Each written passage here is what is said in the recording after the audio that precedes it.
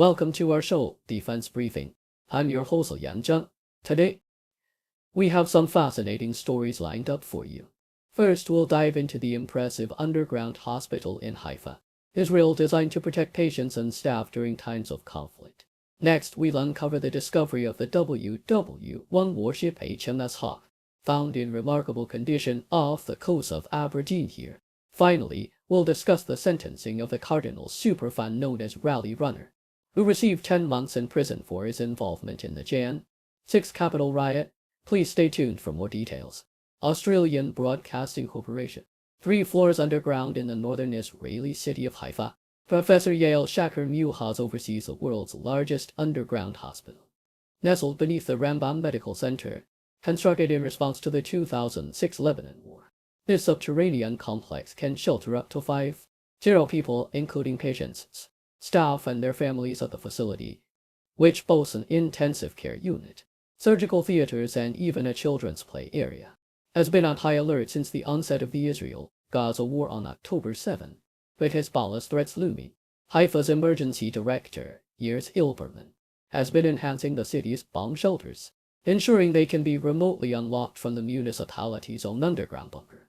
Despite the constant threat, residents like retired Australian, Israeli Professor Paul Feigen continue to lead their lives, albeit with heightened caution, reflecting a resilient spirit amidst the backdrop of potential conflict.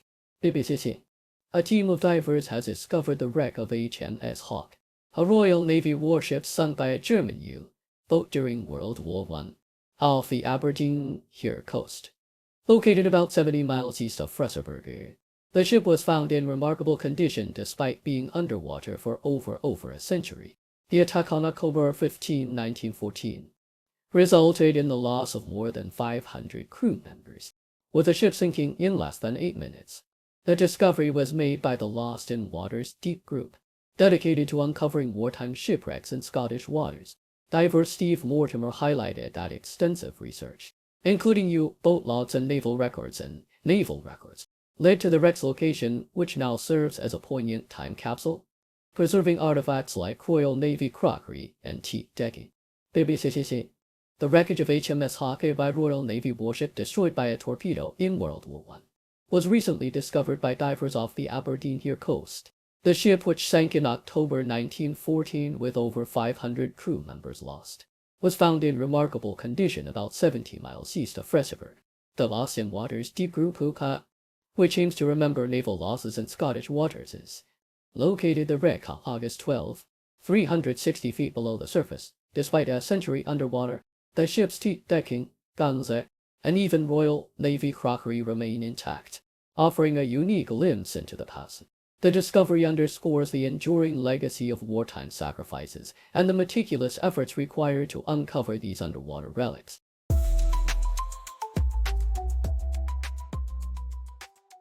Associated Press reported that a Louis Cardinals superfan known as Rally Runner was sentenced to 10 months in prison for his involvement in the January 6 Capitol riot.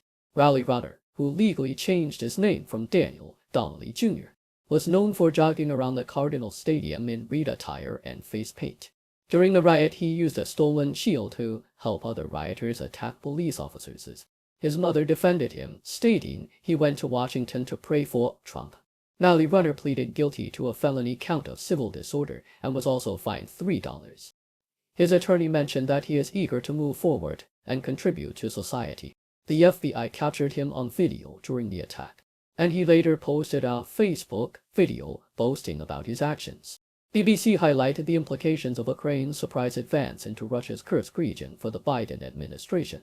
The incursion, the largest since World War II, has raised questions about the UNSC's stance on how Ukraine can use American-supplied arms.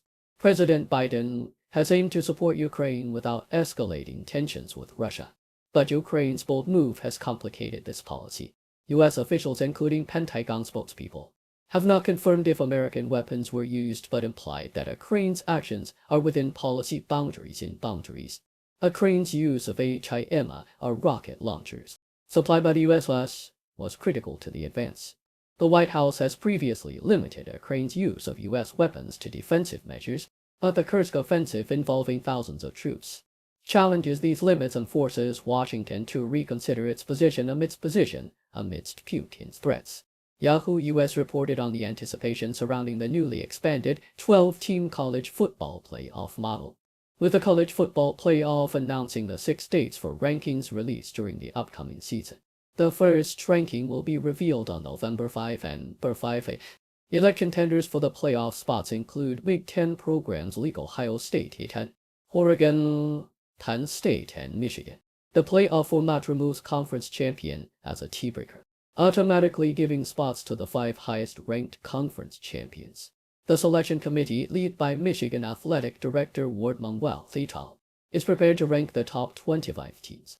The playoff schedule includes first-round games on December 20 and 21, followed by quarterfinals on December 30 and January 1, semifinals on January 9 and 10, and the national championship on January 20, 2025 in Atlanta.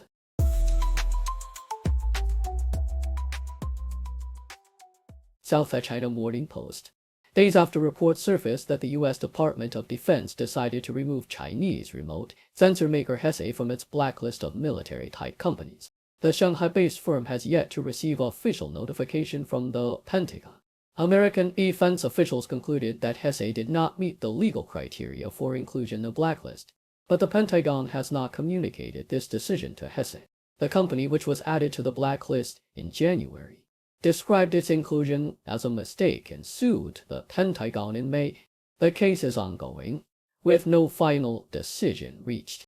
The Biden administration faces criticism from Republicans concerned about national security, particularly regarding the strategic importance of LiDAR technology. Defense experts suggest that bureaucratic delays and internal scrutiny following the media leak are contributing to the Pentagon's silence. Ukraine has been given the green light by Canada to use Canadian-donated tanks and armored vehicles within Russian territory.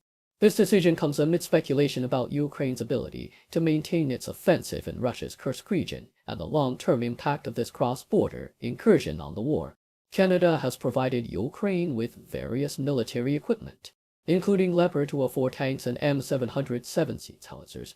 Ukrainian forces, now controlling several villages and a significant area in Kursk, have taken the Russian town of Sudzhiha, a key energy distribution point.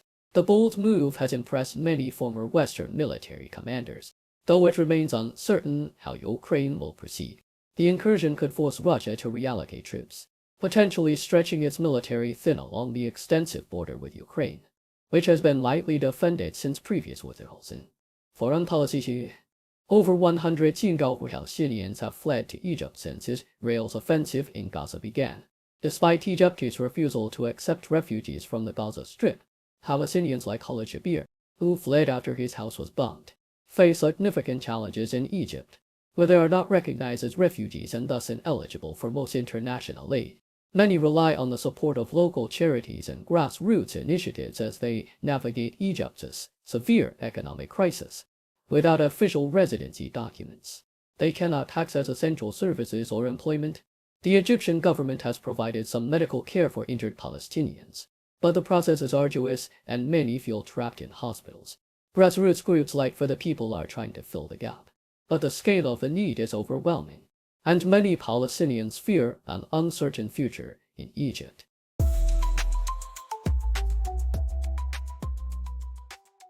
Yahoo US in Grand Rapids, the Police and Fire Commission has appointed Josephine Zerfel as the new police chief, a familiar face in the community. Zerfel, who grew up in Port Edwards, brings 20 years of law enforcement experience to the role, having started his career with the Wood County Sheriff's Department in 2004 and climbing the ranks to lieutenant. He also served as a military police officer in the U.S. Army. The position became available following the retirement of Chief Melvin Pedersen, who stepped down in June after a notable tenure that began in 2014. Zerfel expressed his gratitude and eagerness to serve the Grand Rapids community and its police department. The commission, led by President Bobby Donahue, had a challenging selection process due to the strong pool of candidates, but is confident in Zerfel's leadership, mentoring abilities. Town Chairwoman Amber France highlighted Zerfel's extensive experience in community policing as a key factor in his appointment. Zerfu is set to begin his new role on September 2. Thank you for tuning in. The content above showcases the latest briefing reports and analytical synopses, thoughtfully curated by the 6DO team. These insights stem from a wide array of reputable media outlets, think tanks, government sources, and specialized experts worldwide. We encourage you to explore these sources for a comprehensive perspective. Keep in mind that while the content may not always align with the official standpoint of 6DO Brief, it's not meant to be taken as absolute directives for decision-making. Comprising seasoned media professionals, learned scholars, and accomplished scientists, the 6DO team embodies a trailblazing, fully independent media entity. To customize 6DO Brief to meet your professional needs, you have the option to subscribe to a diverse array of briefings on our website. 6DO Brief, regardless of your location. You can conveniently receive 6DO Brief via mail.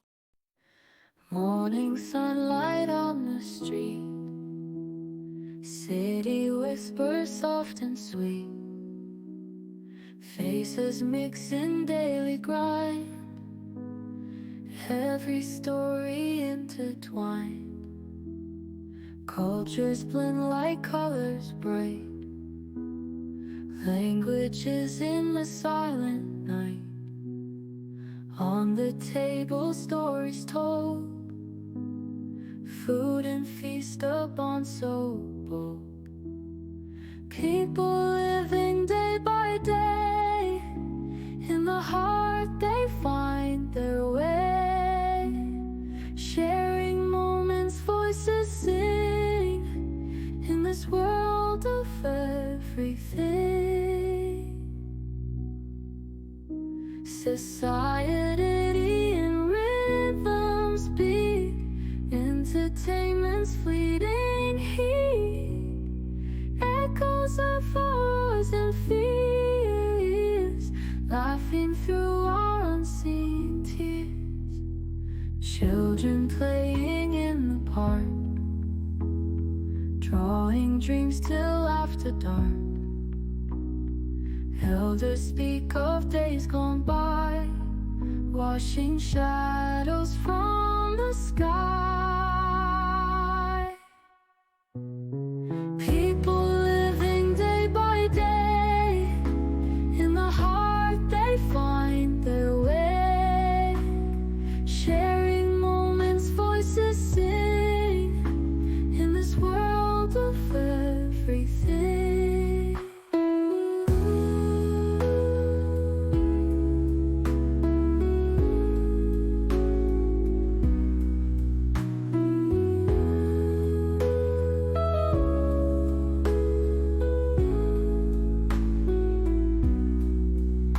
Society